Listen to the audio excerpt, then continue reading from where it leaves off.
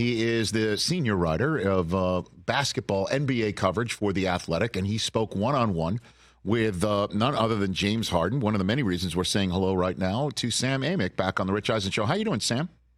Hi, Rich. Doing great. Thanks for having me, sir. You bet. Do you change your background when it's the in-season tournament, or is it just the same for you? Nice. Are you getting into that? Are you accusing my blue paint of being gaudy and hard to watch? No. It looks like it actually looks like an in-season tournament NBA construct, which is why I thought of it. It's like this big, huge, like bowling alley of different colors right down the middle of the court. It looks like you're getting into it. This is the regular background, although if you do have old school NBA courts in the back. We got the Forum right here. Is that? I like it.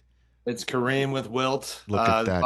Bucks Kareem. And look at that. So you got your elliptical. Look at that. I was going to say, now we're getting in the weeds. The elliptical that's the product of, it's the holidays, and there's a lot of presents that restricted me from moving the elliptical like I normally would. So you now have to deal with that visual. Okay. No, it's great. And by the way, kudos to you, because if that was in my office, it would be used as a rack for dry cleaning that's just returned to the house. So at least you're using it, Sam. It's impressive. I'm trying, buddy. Good for you. Good for you.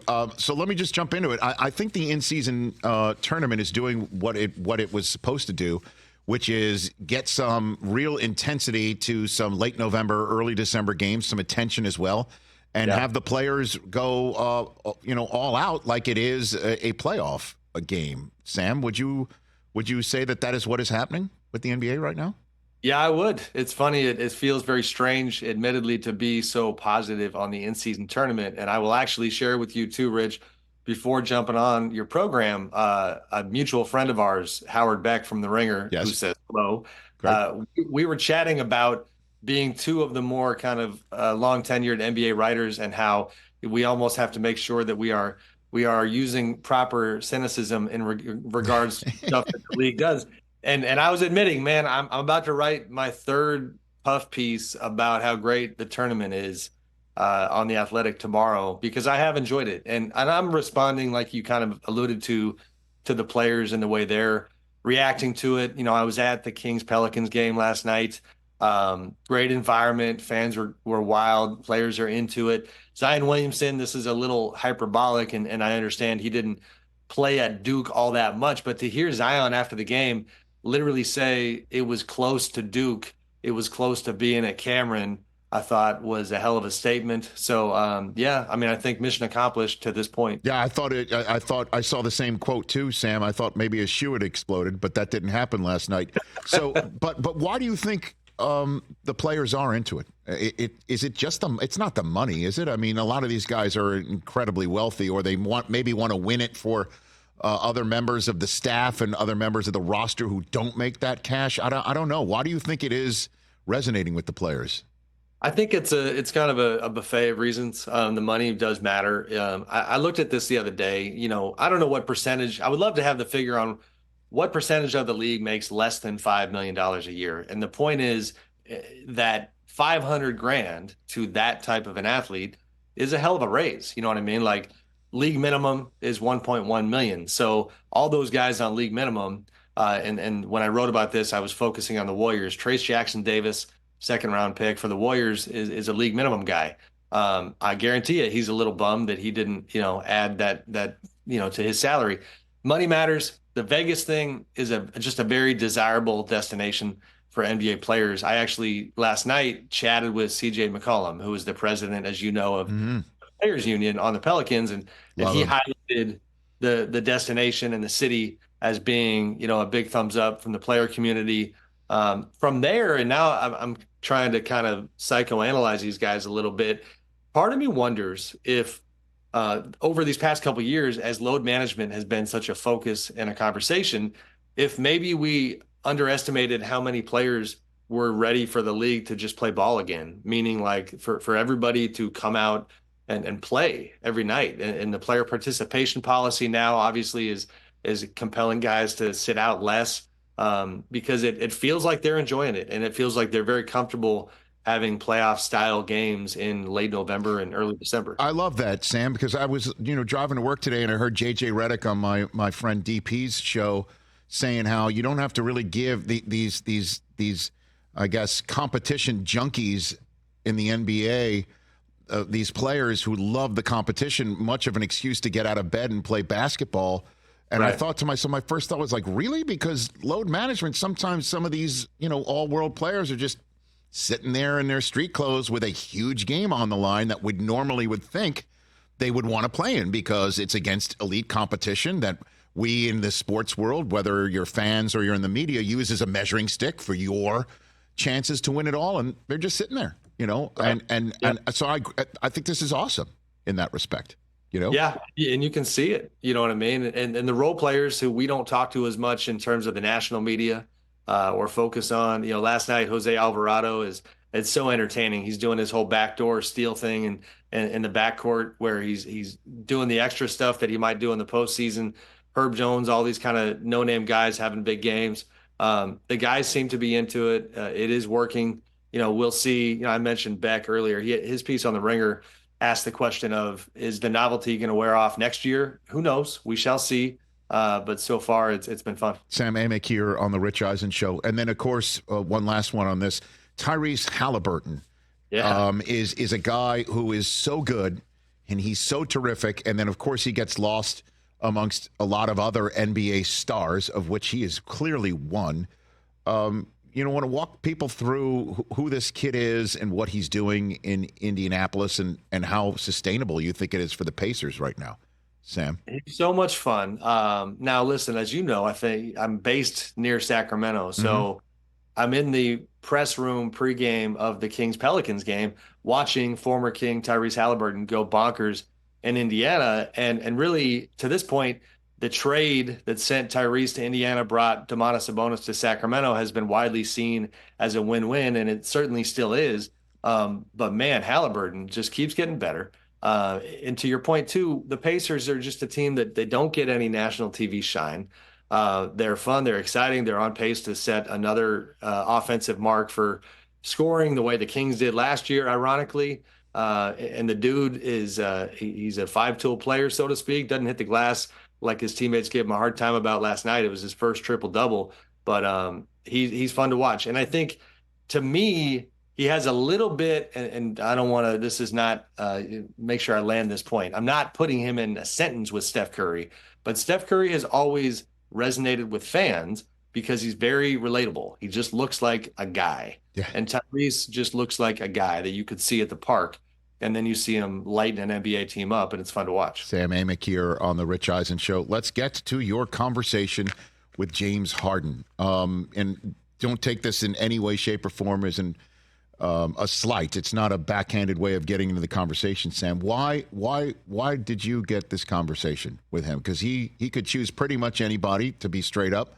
And everybody's been wanting to ask him the questions you did. So can you walk me through how this conversation happened, if you don't mind? Yeah, no question. I'm a bit of an old school reporter when it comes to, I go to a ton of games, and you certainly get to know these guys along the way. I've covered James since going back to the OKC days. It's funny because I feel like I've always gotten along with him, but he's not the kind of guy that frequently sits down and opens up to the media. This was the first time he and I had this extensive of an on-record conversation. But the vibe, generally speaking, has been pretty positive. If you go back to training camp, in the middle of his saga with the Sixers, I decided to go back to Fort Collins, Colorado, and cover this story closely. Wrote a number of stories from there, and from a reporting standpoint, was on top of the situation. Attempted to connect with James in Fort Collins, but he was certainly in shutdown mode and wasn't in the mood to be sharing his kind of innermost thoughts. Fast forward to the Clippers' visit to Northern California. They come through Sacramento. The dust has settled a bit on the Sixers situation. He's well aware that I had kind of attempted to be all over it and like always, be fair to both sides. Put a bug in his ear when he came through Sac that, hey, if I go ahead and make the drive down to San Francisco, would you be willing to spend a few minutes after the game unpacking everything that we've seen in the past couple months? And to his credit, he followed through. I connected with him in the locker room after the game. Like I wrote in the lead, it was funny. We kind of left the locker room. He goes into a secondary room. There's food for the players. And I was a little confused as to why he walked in the room and then wasn't doing anything. And that's when he kind of joked that he was hungry and didn't like the look of the food and headed toward the team bus. But yeah, he was obviously pretty candid. Is that going to be the food going to be a trade demand reason now, Sam? Is it? But in all seriousness, you know what I mean? So, okay. So let me ask, let's take it one piece at a time. Does James have a team of people where he sits down and he says, hey, I like Sam. Sam asked me to unpack this stuff. Should I do it? Or does he just do it himself? Because obviously he's got to know when this stuff gets out, it's just going to be another churning of the storyline, unless he wanted to get stuff out that hadn't been out yet and he now felt comfortable being in Los Angeles, maybe winning a game against the Warriors. I don't know if this is the exact timeline, but he feels now comfortable to do this stuff. Does he have somebody on his team like that, Sam? He does. This was not an arranged thing. My sense for sure is that James is his own guy. Okay. And even his own agents, Mike Silverman, Troy Payne, and Brandon Greer, the guys who he's worked with for some time now, will be the first to tell you that he's his own guy. They certainly, I gave him a heads up in advance of the interview being published, just so it didn't catch him off guard. But this was his choice. I think also that once we started chatting, if the conversation doesn't go anywhere, then it might fall flat quickly. I think, admittedly, I enjoyed the hell out of the talk because there were a number of unanswered questions that I'm a sucker for finding a way to get to the athlete and give them a chance to help the public understand why they did things that they did, for better or worse. And, once we went down a few of those roads, I think he seemed anyway to agree that it was worth sharing and exploring a bit as to, what he was thinking at the time. All right. So you learned what? I know, but I'd love for you to be the one to tell this story here. What did you learn? Well, so we already knew in relation to the length of time that it took for him to get traded. We knew he was frustrated by how long it took. And he had told people from the NBA during their investigation, when they looked into his comments toward Daryl Morey, calling him a liar when he was in China, he indicated to league investigators that the liar accusation was specifically in relation to being told that he'd be traded quickly, and then he was not. Now, so we already kind of knew that, but I did find it interesting that to hear him put a detail on it that he had been told, in his opinion, is his side, 10 days, that it was going to be 10 days that he would be gone. That, I think as far as understanding behind the scenes, how he saw the situation, that was revelatory. Now, listen, the subplot with Houston is certainly, I think, a bit sensitive, where, Stephen A. Smith on ESPN multiple times had talked openly about the message that James sent to the Rockets in a meeting in advance of free agency. And so when he said it, in my mind, it was just when James talked about that meeting, it was the alarm bells didn't go off because it was all public knowledge, but it is certainly something different to have him share the details of that meeting, where what he wanted to get across was, and I'm paraphrasing, but no, the claim that I went in there and acted like I was going to be the league scoring champ again, and that's what turned the Rockets off, he disagrees with, because he says, A, where's the personnel on their team for that? That makes no sense that I would say that. And then B, and I actually agree with him here, if you look at his past couple of years, how has he attempted to play the game? He has been a playmaker. He's led the league in assists last season. He's been above 10 assists per game the last 3 seasons, I believe. And so, basketball-wise, that was his argument, was that's not why the Rockets came off of him. And I tend to agree with him. I actually think Ime Udoka just was very more interested and determined to have a younger group that he could build with and be different identity-wise than a James Harden.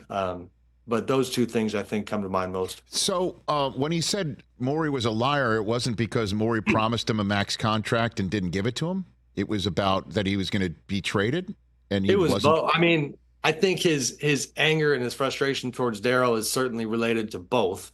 I don't admittedly understand his motivation for focusing specifically on the timing of the trade in relation to the liar comment. I do think, as far as, like, you saw, I asked him, when did Daryl tell you that you were going to get a max? And what's fascinating about the way he worded it was, he said, and I think I have this right, that the only time that matters, or the time that matters was, and then he detailed a time. And I took it as, oh, interesting. So it might have happened previously, but you're not going to talk about those other instances. You're going to just say that the most recent one was before the playoffs this past season.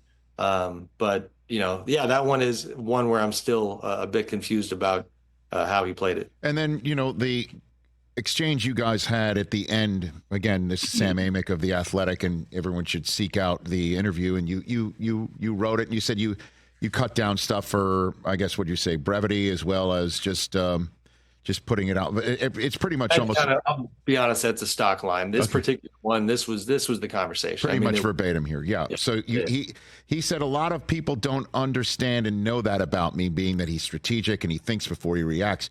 He goes, a lot of people don't understand and know that about me, which is fine. You say people don't know you, James. You know that. He says they don't know me at all, and I'm fine with that, which I probably think he's not really fine with that. So who is he? You know what I mean? Like, because he's such an entertaining player to see, and he's also a guy that may go into the Hall of Fame. Well, he's going to go in the Hall of Fame, but he may go into the Hall of Fame, ringless, and with a litany of teams that he used to be on that spent, a lot of them Morey, associated, that gave up so much for him to bring him in, only to just be done with him at some point. And then, he shows up in Los Angeles, refers to himself as a system. And again, it's just, I don't know who he is. So who is he, Sam? What do you got for me? I mean, to that question, Rich, like when I said people don't know you, it's a funny thing to say, because I don't know James. I know a little more than most media, but not much. And the insight I think that I was kind of being driven by there was that when you talk to people who do know him extremely well, they actually highlight the fact that, does he care about what the public thinks? He's human, of course, to some degree. I'm sure he does. But he is wired differently. He's not a social media guy. He's not, I mean, he can go viral and it'll be viral for a day, and James Harden is not going to notice unless one of his people decides it's worth bringing up to him. That's how he functions. He doesn't clap back on, he's not Kevin Durant on Twitter going at everybody who's got something to say for him. He's different. I think I would argue, I mean, I know I'm subjective because I'm in the media like you. Yep. I think strategy wise, it probably has not served him very well to be disconnected like that. But that is his personality. The other aspect of this, and it's funny because I almost can't believe I'm saying this out loud, but it is my opinion. Like, I can't remember an athlete where, okay, free trade demands in 4 years, I almost don't need the context. Like, the legacy is going to be what it is, right? Like, that's extraordinary behavior that we've not really ever seen from a star player. But then if you unpack all three of them, and I'm always a big time sucker for context, like it's a debate about how he got here in terms of the reasoning. And you're in Houston, and Daryl Morey, Mike D'Antoni bounces first, then goes Daryl Morey. Next thing you know, the walls are coming in on what you built previously. Everybody you did it with is gone. Doesn't mean you couldn't have stuck around, but at the time I did understand why he was ready for a new chapter. You go to Brooklyn and you've got everything from Kyrie Irving not taking the vaccination to, drama left and right that had nothing to do with him. I kind of understood it at that time. And the problem with this Philly move is that, you could unpack the Sixers thing and say, man, if it's true that you got promised a max and then they iced you out, if it's true that all these different things happen, you can kind of see it. He's got to know at this point. I don't think even the most open interview is going to clean any of that up. Like, all these trade demands have led to this conclusion from the media and the public that he's a malcontent. And that's a narrative that I'm not sure he's going to be able to flip. And basketball wise, I'm not bullish on what they have over there. I don't see them really clicking and contending on an elite level. So I think excuse me, it kind of just is what it is. Sam, great chat with us, and then of course with James Harden. Appreciate it. Enjoy the rest of the in-season tournament. Let's have more of these talks. Thank you. Sure. Thank you, Rich. You Be bet. good. Sam Amick, senior NBA writer of The Athletic. Fun, deep talk right there. Catch the Rich Eisen Show every single day on the Roku channel, 12 to 3 Eastern, for free.